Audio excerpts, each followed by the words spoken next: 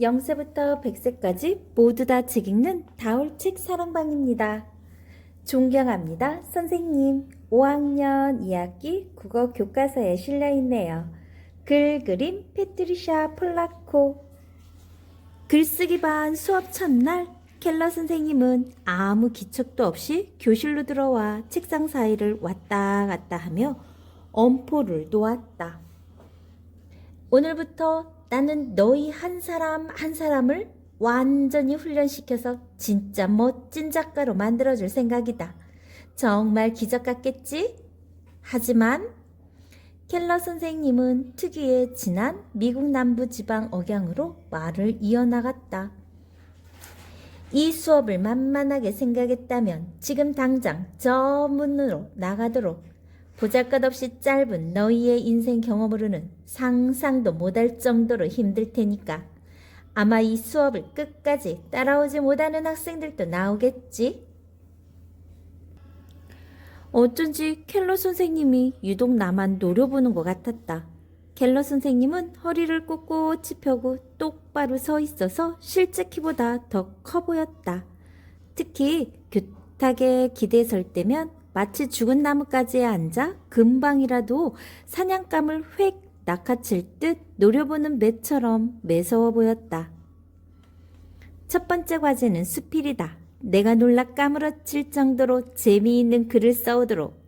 나는 너희의 반짝이는 생각에 홀딱 빠질 만큼 대단한 작품을 써보란 말이다. 너희가 이 수업을 들을 만한 자격이 있는지를 알아보려는 거니까.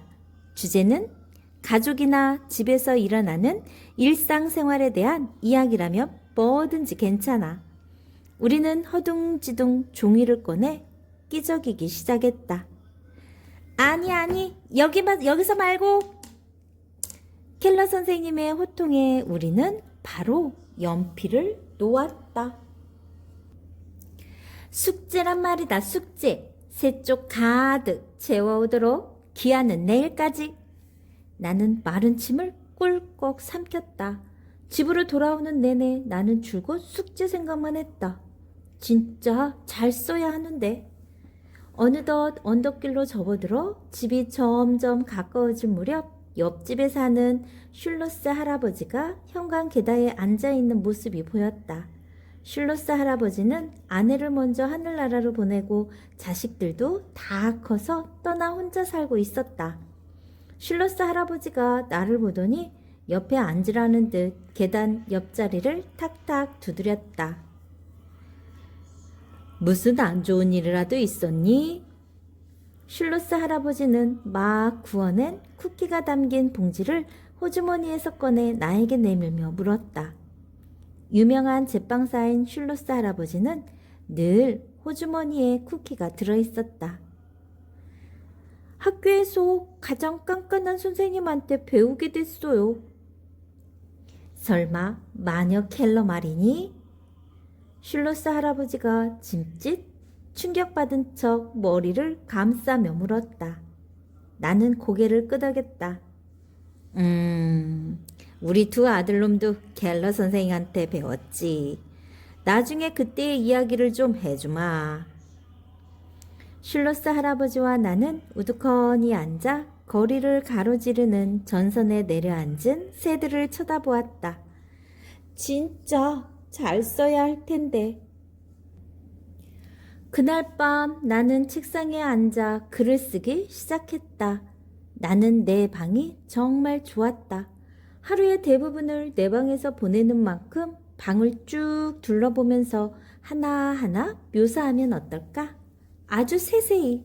그리고 내가 우리 집 고양이와 엄마를 얼마나 사랑하는지, 새로 산 치마가 얼마나 마음에 드는지, 집에서 먹는 아침밥이 얼마나 맛있는지를 보태면 와, 내가 쓴 글이지만 잘 써도 너무 잘 쓴 것 같았다. 지금까지 쓴 글 중에서 최고라는 생각이 들었다. 나는 얼른 교실에서 큰 소리로 발표하고 싶어 몸이 근질근질했다. 이튿날 아침 우리는 한 사람씩 차례로 자기가 써온 글을 큰 소리로 발표했다. 나는 발표가 두렵지는 않았지만 무척 떨렸다. 그때 내 이름이 불렸다. 다음, 파트리샤.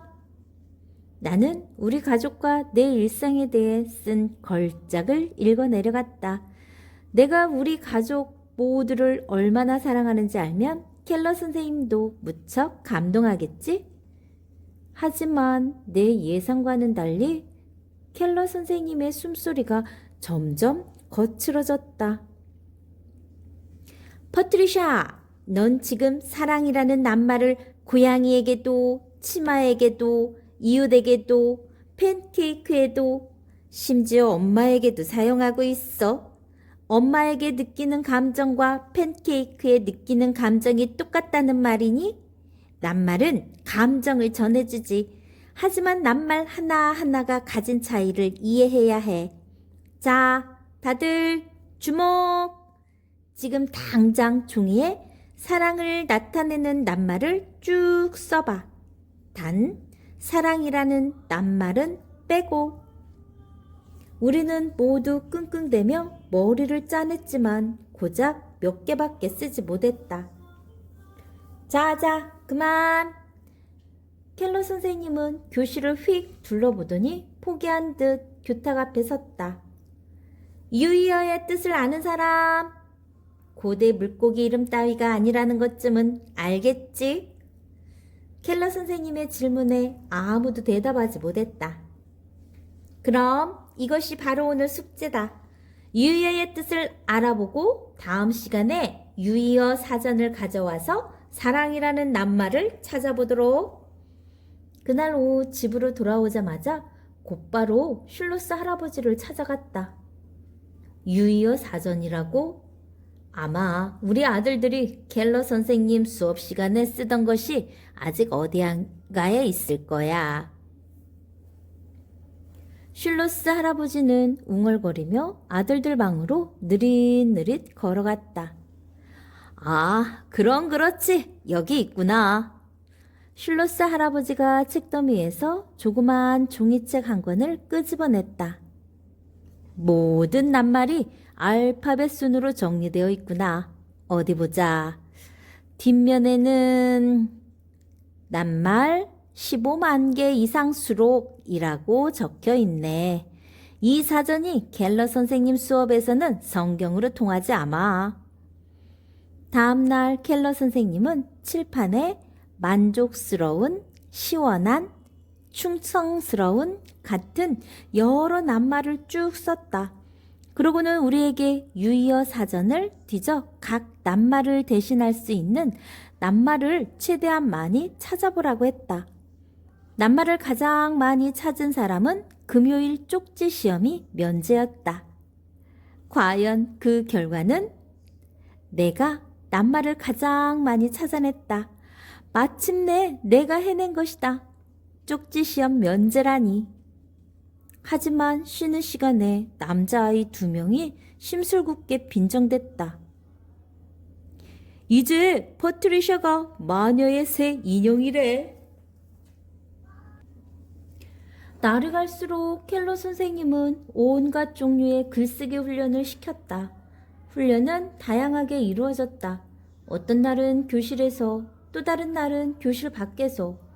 하루는 모두 밖으로 나가 숲속에서 들려오는 소리에 귀를 기울였다. 켈러 선생님은 이 훈련이 우리의 감각을 예민하게 다듬어 줄 것이라고 했다. 점심시간에는 대화에 관한 숙제를 하려고 아이들의 말소리에 귀를 쫑긋 세워야 했다. 심지어 색깔을 이해하기 위해 쓰레기장까지 찾아갔다. 그러던 어느 날 켈러 선생님이 물건 한 무더기를 잔뜩 갖고 와서 탁자 위에 늘어놓았다. 그 중에는 자전거 핸들이나 드라이버, 컵도 있었다. 이 물건들을 하나씩 살펴보고 원래 쓰임새와는 다르게 어떻게 사용할 수 있을지 생각나는 대로 쭉 써봐. 그날 숙제는 어른 한 명을 인터뷰해서 그 어른이 집안에서 가장 소중하게 여기는 물건에 대해 알아오는 것이었다. 예쁜 접시든 테이블보든 무엇이든 좋았다. 켈러 선생님은 일명 보물찾기 숙제라고 했다. 물론 나는 누구를 붙잡고 인터뷰할지 미리 정해놓고 있었다. 당연히 슐로스 할아버지. 나는 슐로스 할아버지와 함께 할아버지의 집을 둘러보며 물었다. 할아버지는 가장 소중한 물건 하나를 고르라면 무엇으로 하실 거예요? 슐로스 할아버지는 쉽사리 결정을 내리지 못하는 것처럼 보였다. 하지만 잠시 뒤 벽난로 위에 놓인 아름다운 액자를 가져와 보이며 나직이 입을 열었다. 이 사랑스러운 여인이 바로 내 아내란다. 난 첫눈에 반했지. 정말 사랑스러운 여자였어. 아내가 방 안에 들어섰을 때 해와 달도 내 아내를 한번 훔쳐보려는 듯 창가를 어른거렸지. 휴, 정말 보고 싶구나. 슐로스 할아버지의 목소리가 흐려졌다. 슐로스 할아버지는 그 뒤로도 아내에 대한 이야기를 1시간이나 더 들려주었다. 나는 슐로스 할아버지의 집을 나서기 전부터 이미 머릿속으로 글을 쓰고 있었다. 이번에는 켈러 선생님 마음에 쏙 들겠지? 내 마음과 감정을 듬뿍 담아 썼으니까. 나는 당장 켈러 선생님에게 숙제를 보여주고 싶었다. 그런데 숙제 점수를 바꿔보니 맨 아래 C라고 적혀 있었다. 또 C라니. 대체 켈러 선생님은 나한테 무엇을 바라는 것일까? 그날 켈러 선생님은 나에게 수업이 끝나고 잠깐 남아 있으라고 했다. 퍼트리샤, 그러니까 일단 슐로스 할아버지의 아내를 주제로 삼은 점은 적절했단다. 하지만 이 글에서 진실한 감정을 드러내는 낱말이 어디에 있지? 켈러 선생님은 나를 똑바로 보며 말을 이었다. 글을 읽는 사람이 글쓴이의 진짜 감정을 느낄 수 있어야 해. 물론 평범한 방식으로는 절대 안 되지. 독자들이 전혀 예상하지 못한 방식으로 깜짝 놀라도록, 한마디로 독창적이어야 한다는 말이야. 어느 순간 켈러 선생님은 내 눈을 뚫어져라 바라보고 있었다. 패트리샤, 넌 이미 낱말을 아주 많이 알고 있어. 이제 그 낱말에 날개를 달아줄 때란다. 켈러 선생님의 수업은 순살같이 흘러갔다. 그러나 한순간도 쉽지는 않았다. 어느 날 켈러 선생님이 중요한 발표를 했다. 오늘 너희에게 무시무시한 기말과제를 내줄 거다. 그동안 너희는 수많은 글쓰기 형식을 배웠어. 대화 글쓰기나 상황을 묘사하는 글쓰기, 주장을 펼치는 글쓰기, 자신이 겪은 일 쓰기 등 이 중에서 가장 자신 있는 형식 한 가지를 골라 글을 쓰는 것이 마지막 과제다. 아주 잘 골라야 할 거야. 이 기말과제 점수로 합격이 결정되니까. 역시 이런 날이 올 줄 알았다. 나는 벌써부터 진땀이 났다. 엎친 데 덮친 격으로 켈러 선생님이 할 말이 있다며 따로 남으라고 했다. 패트리샤, 너는 자신이 겪은 일을 써왔으면 좋겠다. 솔직히 말해서 내 글은 여전히 감정이 잘 드러나지 않고 있으니까. 하지만 아무리 머리를 쥐어짜도 켈러 선생님을 감동시킬 만한 주제가 하나도 떠오르지 않았다. 기말과제 주제를 제출하기 전 마지막 일요일, 친구 3명과 함께 슐로스 할아버지 집에 모였다.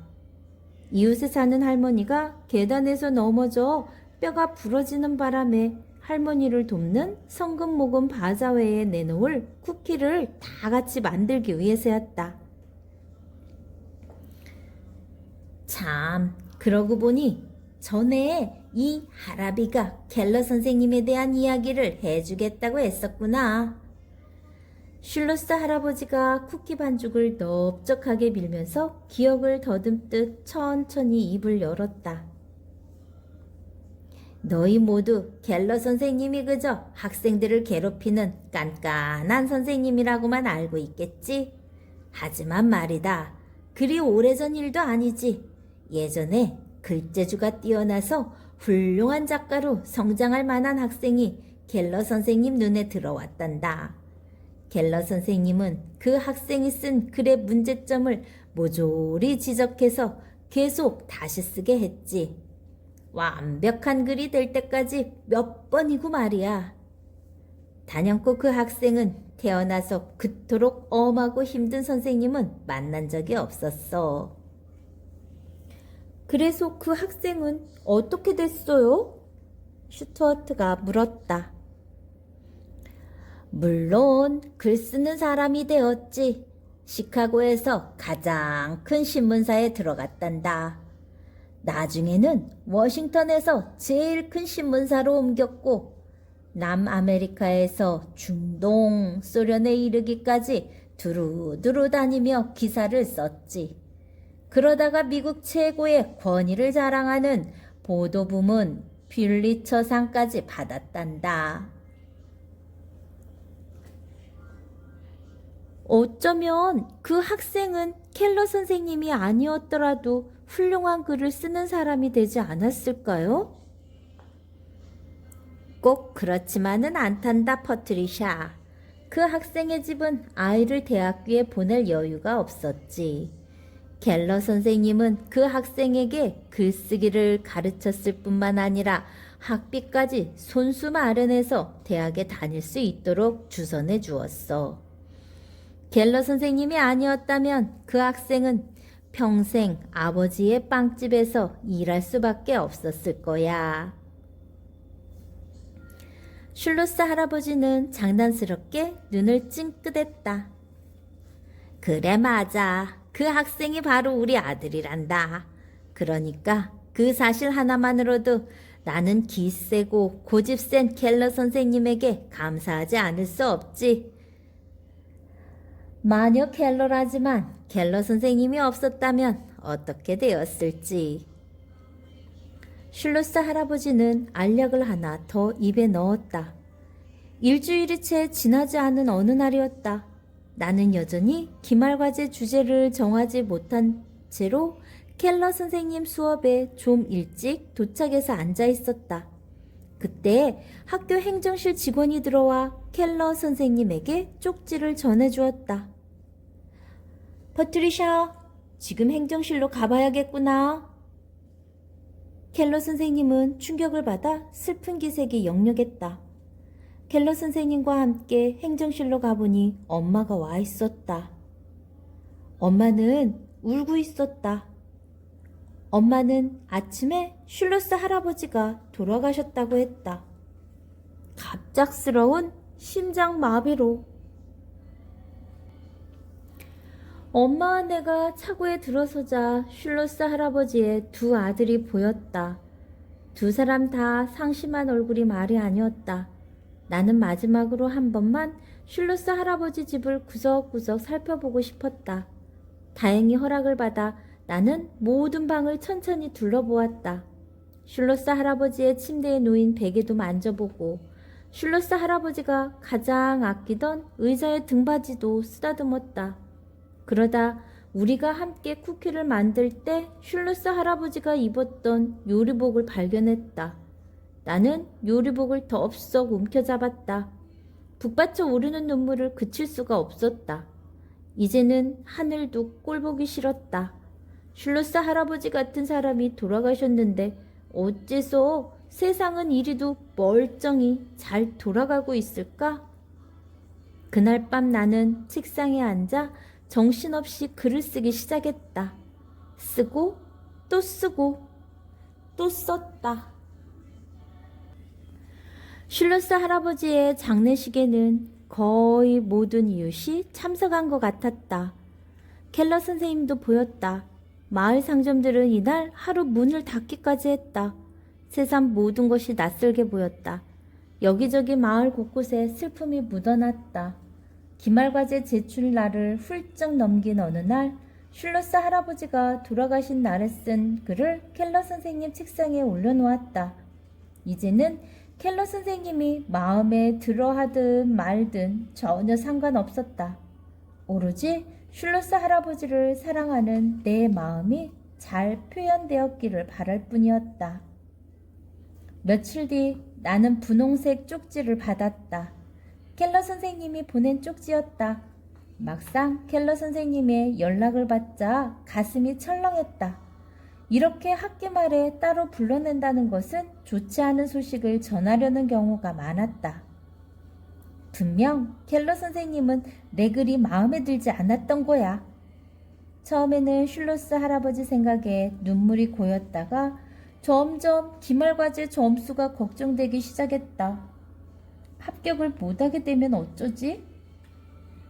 그런데 내가 교실에 들어서자 켈러 선생님이 내 두 손을 꽉 잡았다. 우리 퍼트리샤, 상심이 아주 컸구나. 그때 켈러 선생님 책상 위에 내 기말과제 종이가 반으로 접혀 있는 것이 눈에 들어왔다. 점수는 다 매겼단다. 꼭 집에 가서 펼쳐보도록 해. 알겠지? 나는 가만히 고개를 끄덕였다. 그 순간 나는 깜짝 놀랐다. 켈러 선생님이 나를 꽉 끌어안은 것이다. 마녀 켈러가 나를 안아주다니. 그러면서 켈러 선생님은 나직이 속삭였다. 퍼트리샤, 슐로스 할아버지에게 바치는 글은 정말 놀라웠다. 자신이 겪은 일 쓰기의 모범으로 삼아도 좋을 만큼 말이다. 반으로 접힌 기말과제 종이를 손에 꼭 쥐고 집으로 달려가는 내내 나는 기대에 들떠 가슴이 부풀어 올랐다. 언덕길에서는 잠깐 멈추어 서서 슐로스 할아버지의 집을 올려다보았다. 슐로스 할아버지, 지금은 사랑하는 아내와 함께 계시겠죠? 나는 거의 속삭이듯 물었다. 이런 생각만으로도 가슴이 따뜻해졌다. 나는 드디어 기말과제 종이를 펼쳤다. 맨 위쪽 빈 공간에 빨간색 글씨가 가득했다. 퍼트리샤, 맞춤법은 아직 손보아야 할 곳이 많지만 낱말에 날개가 달려있구나. 채점 기준만 고집할 수 없을 정도로. 그래서 내게 글쓰기 반 최초로 A 점수를 주마. 언제나 켈러 선생님을 떠올릴 때면 내 가슴이 아릿하게 저려온다. 훗날 켈러 선생님은 내가 슐로스 할아버지에게 받은 유의어 사전을 가지고 기말과제를 썼다는 사실에 굉장히 감동했다고 말했다. 나는 슐로스 할아버지가 유의어 사전 가장자리에 직접 적어놓은 글들을 여전히 기억한다. 그 글들을 읽을 때마다 슐로스 할아버지가 내 곁에 있는 것만 같았다. 나는 분명히 사랑이라는 낱말을 썼지만 그 낱말이 빚어낼 수 있는 모든 행태를 마지막 과제에 담았다. 지금도 슐로스 할아버지와 켈러 선생님을 생각하면 가슴이 벅찰 만큼 갖가지 낱말이 떠오른다. 왜냐하면 내가 늘 존경하고 사랑에 맞지 않는 두 분이니까. 지금까지 패트리샤 플라코의 존경합니다 선생님이었습니다. 패트리샤 플라코는 어렸을 때 말더듬이었대요. 그래서 글을 잘 쓰기 위해서 수만 번, 수천 번 연습을 했고요. 어렸을 때 자신의 체험담을 글로 적었다고 볼 수 있어요. 좋아요, 구독 꾹 눌러주시면 계속해서 함께 할 수 있어요. 감사합니다.